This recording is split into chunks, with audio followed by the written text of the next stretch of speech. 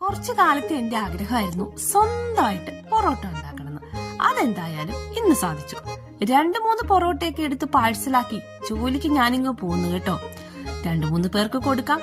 നമ്മുടെ വീട്ടിലൊക്കെ ഉണ്ടാക്കുന്ന എല്ലാ സ്പെഷ്യലും കുറച്ചൊക്കെ ഞാൻ എടുക്കുകയെ നമ്മുടെ കൂടെ ജോലി ചെയ്യുന്നവർക്കും കൊടുക്കാന്നൊക്കെ വിചാരിച്ചു കേട്ടോ. രാവിലെ 6:30 ആയുള്ളെങ്കിലും ഇപ്പം സമയം കണ്ടാൽ ഒരു 11 മണിയൊക്കെ തോന്നിക്കൂട്ടോ. ഇന്ന് കുറച്ച് വർക്ക് കൂടുതലുള്ളത് കൊണ്ട് ഷോർട്ട് കട്ട് വഴി ചാടുവാണേ. ഈ വഴിയൊക്കെ നമ്മുടെ നാട്ടിൻപുറത്ത് പോകുന്ന പോലെ നമുക്ക് ഫീൽ ആവും കേട്ടോ. ഇങ്ങനെ ഇടവഴികളിൽ മൺപാത പോലത്തെ റോഡാണേ. പിന്നെ ഇവിടെയുള്ള കൂടുതൽ ആൾക്കാരും ഈ ഒരു ഏരിയയിലാണ് കേട്ടോ സ്റ്റേ ചെയ്യുന്നത്.